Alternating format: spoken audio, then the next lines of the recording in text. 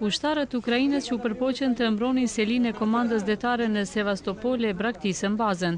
Rreth 200 pjesëtar të njësive vetëmbrojtëse të Krimejës e sulmuan bazën e marinës ukrainase në Sevastopol, por gjatë aksionit nuk u shkrep asnjë plumb.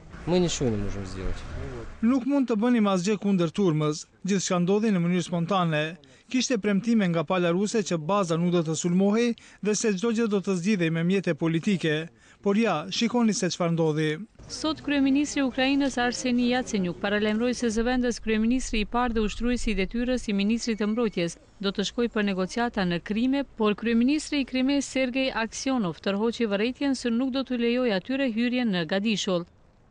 Sot ministri i jashtëm gjerman Steinmeier kërkoi nga homologu i tij rus Lavrov që brenda 24 orësh të lejojë misionin vëzhgues të OSBE-s për inspektime. Wir werden das nur im Griff behalten.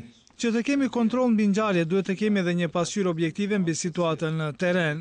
Kjo është e mundur vetëm me sistemimin e vëzhguesve në terren dhe kjo do të duhet të ndodhë gjatë 24 orëve të ardhshme.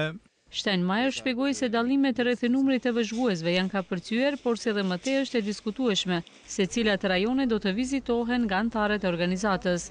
Ndërkaq në ujërat e detit të Zi, sot filluan stërvitjet e paralajmëruara ushtarake të marinave amerikane, rumune dhe bullgare. Ushtria amerikane i përshkroi manovrat si rutinë me paralajmërimin se ato ishin planifikuar para krizës në Ukrainë. Ndërkohë Komisioni Evropian i bëri thirrje Ukrainës që të rrisë çmimin e energjisë elektrike në mënyrë që të zgjidhet një pjesë e problemeve buxhetore.